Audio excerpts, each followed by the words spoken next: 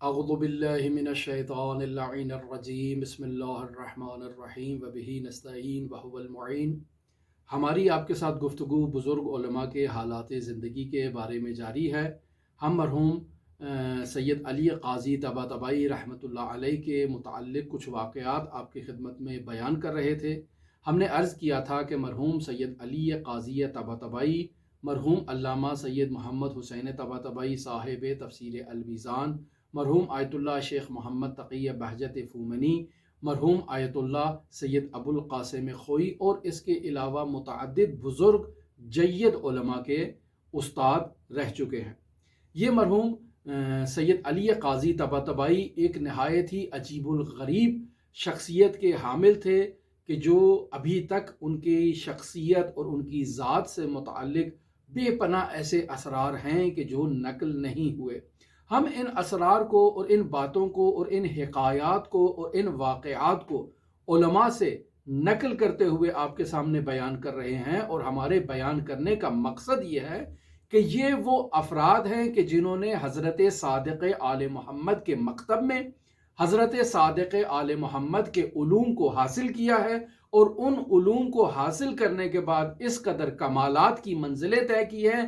तो लोग हज़रात अइम्मा मासूमीन अलैहिमुस्सलातु वस्सलाम के फ़ज़ाइल व मनाक़िब में तक़सीर का शिकार हैं, जबकि हज़रात अहले बैत अलैहिमुस्सलातु वस्सलाम के मकतब से इस्तिफ़ादा करने वाले, यानी ख़ुद उन्होंने अइम्मा मासूमीन से बिला फ़स्ल इस्तिफ़ादा नहीं किया है, बल्कि उनके मकतब से नकल होने वाले क़ाल सादिक़ व क़ाल बाकिर वाले फ़रामीन को पढ़ा है, और उन फ़रामीन पर अमल करके इस कदर मदारिज आलिया तय किए हैं।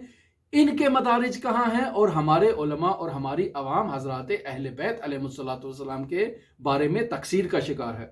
अगर इन उलमा के वाक़यात को देखा जाए और हमारे इस तकसीर करने वाले अफराद को मद्देनज़र रखा जाए, तो यूँ महसूस होता है कि वो मकाम व मंजिलत जो हमारे ये मुक़स्सिरीन हज़रात अइम्मा मासूमीन अलैहिमुस्सलातु वस्सलाम को देने के लिए तैयार नहीं हैं, ये हमारे उलमा उनसे बड़े मकामात के हामिल हैं। तो ये यकीनी बात है कि ऐसी एक कूता फिक्री है कि जिसकी इस्लाह करना हमारे अंदर नहायत ज़रूरी है, और जब तक हमने इस गुनाह से अपने आप को निजात अता नहीं की, उस वक़्त तक हमारा कोई निजात का रास्ता मौजूद नहीं है। मरहूम अल्लामा तबातबाई साहिब तफसीर अल-मीज़ान आग़ाए अली क़ाज़ी तबातबाई रहमतुल्लाह अलैह के हालात ज़िंदगी बयान करते हुए ये बयान करते हैं कि हमारे उस्ताद सैयद अली क़ाज़ी तबातबाई की ये रूटीन हुआ करती थी कि वो महीने के 20 दिन मंजर आम पर होते थे और 10 दिन बिल्कुल गायब हो जाते थे।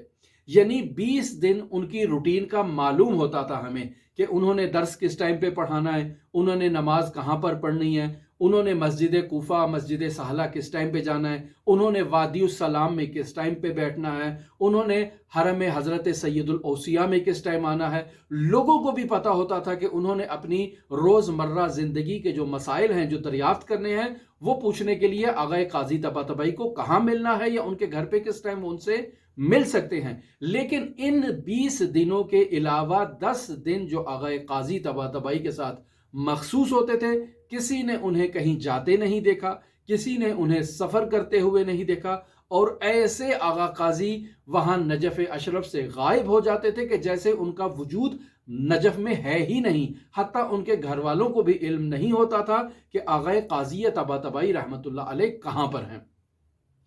मरहूम अल्लामा तबातबाई साहिब तफसीर अल-मीज़ान अल्लामा अली क़ाज़ी तबातबाई की रूटीन बयान करते हुए ये बयान करते हैं कि दिन में हर रोज़ 4 से 3 घंटे, 4 और 3 घंटे के दरमियान ये एक टाइम था कि जो आप वादी सलाम में जाया करते थे बाकायदा, और वहाँ उन कब्रों के दरमियान फ़कत खामोशी के साथ बैठे रहते थे। कोई दुआ नहीं, कोई कुरान नहीं, और खामोशी से आप बैठे हैं। आपके वजूद में क्या हो रहा है किसी को मालूम नहीं, कि आप कोई जिक्र कर रहे हैं, कोई तिलावत कर रहे हैं, किसी से गुफ्तगू कर रहे हैं, किसी से बात कर रहे हैं, कोई मालूम नहीं है। ऐसे में वो शागिर्द जो आपके अकीदतमंद थे, जो आपके मोतक़िद थे, जो आपसे मोहब्बत करते थे, कभी कभी आपके इश्क में आपके साथ मुशायअत करते हुए कब्रिस्तान वादी सलाम में जाया करते थे, वो इस وضعیت کو اور اس صورتحال کو دیکھ کر خستہ ہو جاتے تھے۔ یعنی آدمی 1 گھنٹہ انتظار کر سکتا ہے، 1.5 گھنٹہ انتظار کر سکتا ہے، لیکن 3 سے 4 گھنٹے مسلسل ایک آدمی قبرستان میں بیٹھا ہے اور کیا کر رہا ہے کچھ معلوم نہیں ہے، اور افراد اس کے انتظار میں ہیں تو تھک جایا کرتے تھے، بعض لوگ واپس چلے جاتے تھے۔ ایسے میں ایک شاگرد ہیں مرحوم سید علی قاضی طباطبائی رحمۃ اللہ علیہ کے، جن کا نام ہے شیخ محمد تقی آمولی تہرانی۔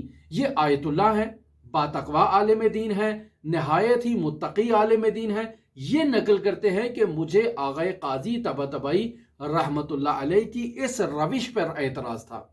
میں یہ اپنے دل میں سوچا کرتا تھا کہ اگر قبرستان انسان نے جانا ہے تو وہاں جا کر قرآن پڑھے، وہاں کوئی تعقیبات کرے، تاکہ انسان کے اس ذکر و اذکار سے ان مرحومین کو فائدہ پہنچے۔ یہ کیا روش ہے کہ آپ 3 گھنٹے 4 گھنٹے وہاں قبرستان میں بیٹھ جاتے ہیں اور کوئی معلوم نہیں کہ آپ وہاں پر بیٹھ کر کیا کر رہے ہیں؟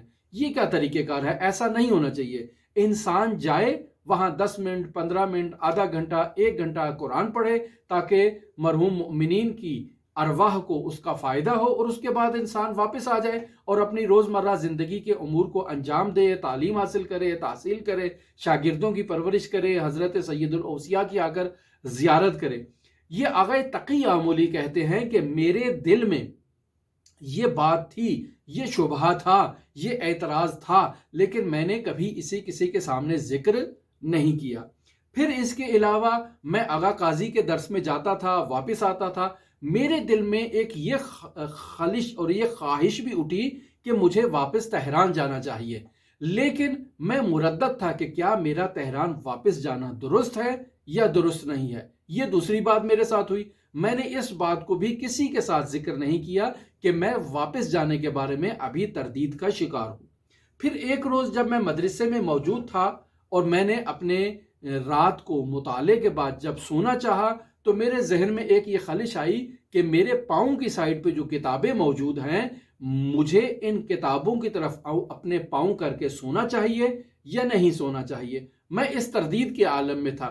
میں نے یہ سوچا کہ میں اٹھوں اور اپنے پاؤں کا رخ تبدیل کروں، کتابوں کی طرف پاؤں کرنا مناسب نہیں ہے۔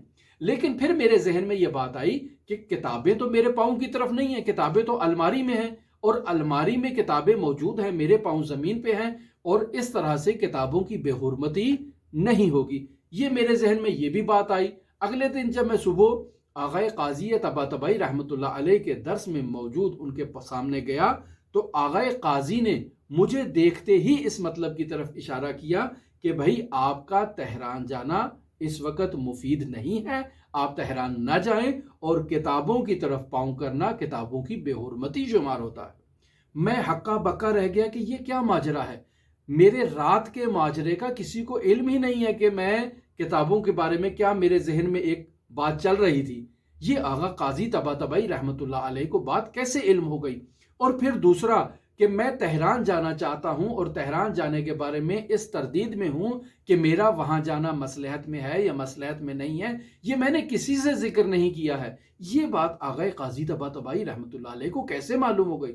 لہٰذا میں نے اپنی جو لب کشائی کرتے ہوئے، جرأت کرتے ہوئے آغا قاضی طباطبائی سے سوال کیا کہ بھائی استاد محترم، آپ یہ بتائیں کہ آپ کو کیسے معلوم ہوا کہ میں تہران جانے کی نیت رکھتا ہوں، یا آپ کو کیسے علم ہوا کہ میں رات کو یہ سوچ رہا تھا کہ کتابوں کی طرف پاؤں کیے جا سکتے ہیں یا پاؤں نہیں کیے جا سکتے، یہ کتابیں ہیں، قرآن مجید تو نہیں ہے، آپ کو کیسے علم ہوا؟ تو آغا قاضی طباطبائی مسکرا کے کہتے ہیں مجھے وادی السلام سے یہ بات ملی ہے۔ بس ایک ہی درس میں آغا قاضی طباطبائی رحمۃ اللہ علیہ نے شیخ آیت اللہ محمد تقی آمولی کے تینوں شبہات اور تینوں اعتراضات کو برطرف کر دیا، اور یہ علم بھی آغا قاضی طباطبائی کو خداوند متعال کے ان خزائن سے ملا جن خزائن کا کسی کو علم موجود نہیں ہے۔ ہماری آپ کے ساتھ گفتگو علماء کے حالات زندگی کے بارے میں جاری رہے گی، ہمارے ساتھ رہیے گا۔ اللہم صلی علی محمد و آل محمد وعجل فرج قائم آل محمد۔